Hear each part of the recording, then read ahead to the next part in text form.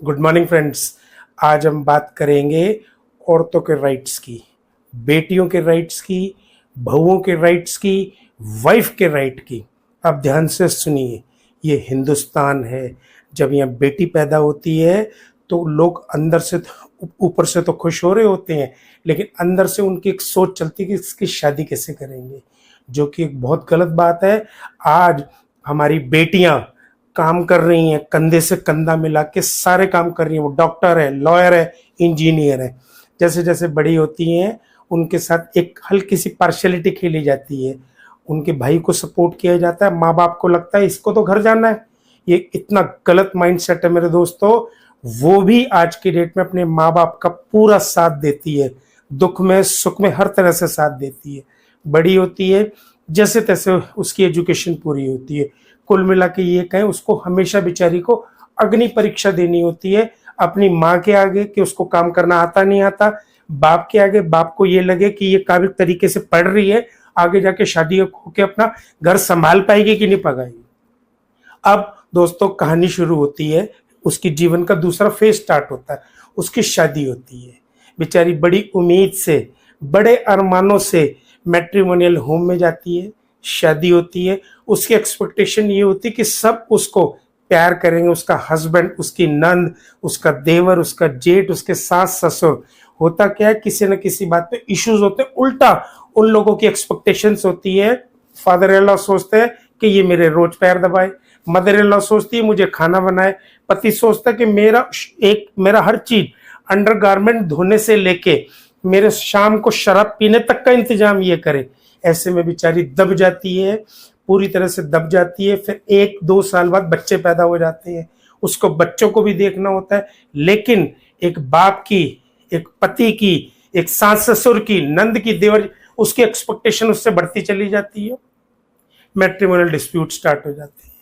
बेचारी पहले माँ से एक्सपेक्ट करती है, अपनी बाप से एक्सपेक्ट करती है, भाई से एक्सपेक्ट करती है।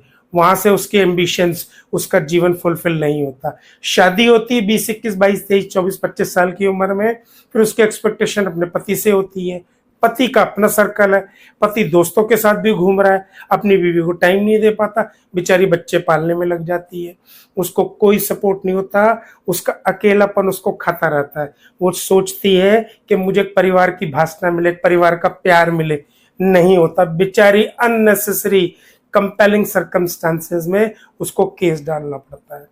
मैट्रिमोनियल डिस्प्यूट स्टार्ट होते हैं, उसको समझने वाला कोई नहीं होता, उसको सिर्फ इमोशंस, प्यार और लव चाहिए होता, जो कि उसको कोई भी नहीं देता।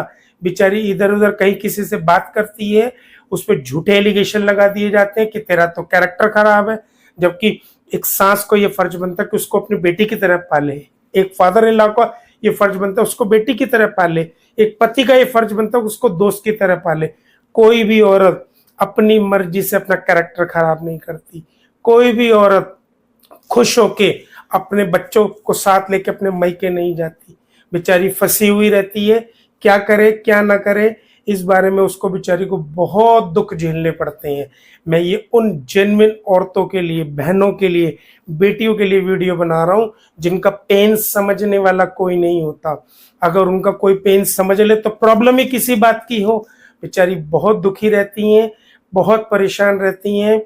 दोस्तों बहनों, ये मेरा वीडियो कोई लॉ से रिलेटेड नहीं है। आपके पेन को समझ के मैं एडवोकेट अनिल कुमार बंसल इस एलिवेट लॉ फर्म के मन से आपका दर्द समझ रहा हूं, आपका पेन समझ रहा हूं।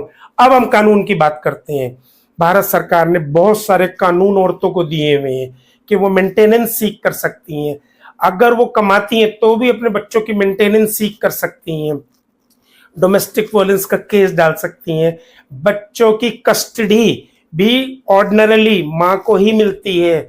बाप अधिकार जमाने में तो कोई वो नहीं करता, शराब पी के बस ये सोचता कि मेरी बीवी घर आ जाए, नौकर की तरह मेरे लिए काम करे, मेरे बच्चों को पालन करे। उससे कोई लेना देना नहीं होता, उसको सिर्फ एक नौकरानी चाहिए होती है, बीवी नहीं चाहिए होती है।